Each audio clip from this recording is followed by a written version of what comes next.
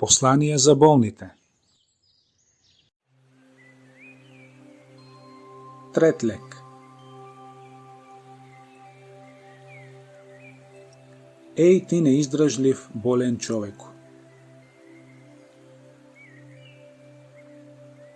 Фактот дека оние што доаѓаат на овој свет постојано си заминуваат, а младите стареат, и постојаното вртење на човекот кон погубноста и разделбата сведочат за тоа дека тој не е дојден на овој свет за да ужива и да се забавува. Меѓу другото, човекот како најсовршено и највозвишено битие е најбогат во поглед на живиот свет и природата и е во позиција на султан над другите живи суштества, но поради размислувањата за изминатите задоволства и идните несреќи,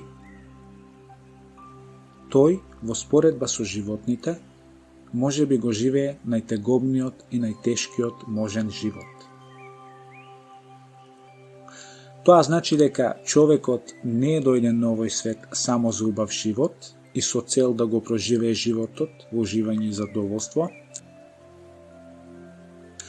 Може би човекот во чиишто раце се наоѓа огромен капитал е дојден да тргува работејќи за среќата во вечниот живот.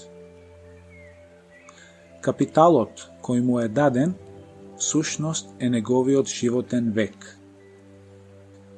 Ако не е болен, здравието и задоволството го занесуваат човека, го прават овој свет поубав и придонесуваат да заборави на задгробниот свет, ахирет. Таквиот човек не сака да размислува за гробот, кабурот и смртта, и животниот капитал го троши безцелно и на непотребни места.